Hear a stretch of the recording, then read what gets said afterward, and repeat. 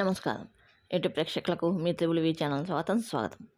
ఈరోజు మనం చేయబోతున్నాం సింపుల్ అండ్ టేస్టీ శనగల ప్రసాదం చూపించబోతున్నాను గైస్. దీన్ని మనం చాలా ఈజీగా చేసేసుకోవచ్చు. దీన్ని నేను చూపించిన కొలతల ప్రకారం అయినా తీసుకున్నానంటే మీరు ఎన్ని కేజీలైనా ఒలిగిలుగా ఈ ప్రసాదాన్ని చేసేయచ్చు. దీనికి ముందుగా ఒక కుక్కర్ తీసుకొని నేను కాబూలీ శనగలతో చేస్తున్నాను, తెల్ల శనగలతో.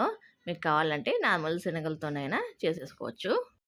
ఓవర్ నైట్ అంతా నానబెట్టిన కాబూలీ శనగలను ఇంకొకసారి కడుక్కొని నానబెట్టిన నీళ్ళు పడేసి ఇంకొకసారి కడుక్కొని ఇట్లా నేను చిన్న కప్పుతో తీసుకున్నాను. దీన్ని హాఫ్ కప్ అంటారు. వెయిట్ ప్రకారం అయితే 100 గ్రాముల శనగలు తీసుకున్నాను.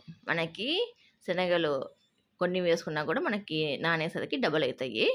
కాబట్టి మనము ఏ కప్పుతో శనగలు తీసుకున్నామో అదే కప్పుతో 2 కప్పుల నీళ్లు పోసుకోవాలి. కుక్కర్లోకి పోసుకొని రుచికి తగ్గట్టుగా సాల్ట్ వేసేసుకొని దీనికి మూత పెట్టేసుకొని 5 విజిల్స్ రానివ్వాలి. ఇలా 5 విజిల్స్ వచ్చిన తర్వాత స్టీమ్ అంతా పోయిన తర్వాత నేను మూత తీసి చూపిస్తున్నాను. చూడండి గైస్, ఇట్లా ఉంటాయి, బాగా ఉడుకుతాయి. బాగా మెత్తగా ఉడకాలి. మనకి చూపిస్తాను చూడండి గేస్. ఇట్లా మనకు ఇలా మెత్తగా ఈ శనగలు అనేటివి ఉడకాలి. తర్వాత ఒక స్టవ్ మీద ఒక ప్యాన్ పెట్టేసుకొని దీంట్లోకి 2 టేబుల్ స్పూన్ల ఆయిల్ వేసేసుకొని 2 టేబుల్ స్పూన్ల మేని పోపు దినుసులు వేసేసుకోవాలి. మినపప్పు, శనగపప్పు, ఆవాలు, జీలకర్ర ఇవన్నీ వేసేసుకొని వీటిని దోరగా ఎర్రగా వేపుకోవాలి. మీడియం ఫ్లేమ్లో ఈ ప్రాసెస్ జరగాలి. ఇలా ఇవి దోరగా వేగిన తర్వాత దీంట్లోకి ఒక 3-4 ఎండుమిరపకాయలు, అలాగే కొంచెం కరివేపాకు వేసుకొని వీటిని కూడా వేపుకోవాలి. తర్వాత దీంట్లోకి ఒక 3-4 నిలువుగా చీరుకున్న పచ్చిమిరపకాయలను కూడా వేసుకొని వీటిని కూడా వేపుకోవాలి. తర్వాత దీంట్లో కొంచెం ఇంగువ కూడా వేసేసుకోవాలి. అలాగే ఓ 1/2 టీ స్పూను పసుపు కూడా వేసుకొని అన్నిటినీ బాగా వేపుకోవాలి. ఇలా ఇవన్నీ బాగా వేగిన తర్వాత దీంట్లోకి మనము ముందుగా ఉడకబెట్టుకున్న కాబూలీ శనగలను మాత్రమే వీటిని దీంట్లోకి వేసుకోవాలి. నీళ్ళను వేసుకోకూడదు, ఓన్లీ శనగలు మాత్రమే వేసేసుకోవాలి. ఈ ఉడికించిన నీళ్ళను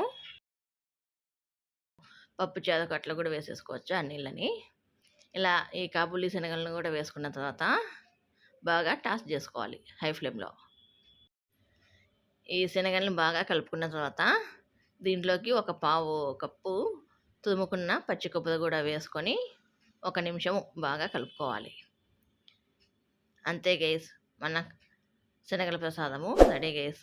ఇలా ఒక్కసారి కలిపేసుకొని దింపేసుకుంటే చూడండి గైస్, మన శనగల ప్రసాదము రెడీ గైస్. చాలా సింపుల్.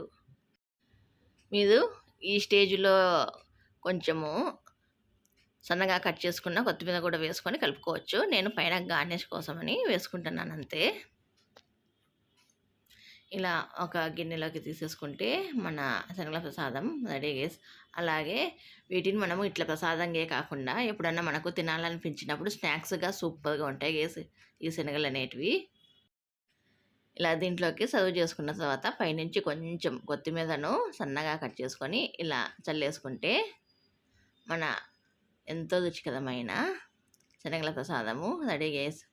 ఈ వీడియోకి ఎంత గైస్.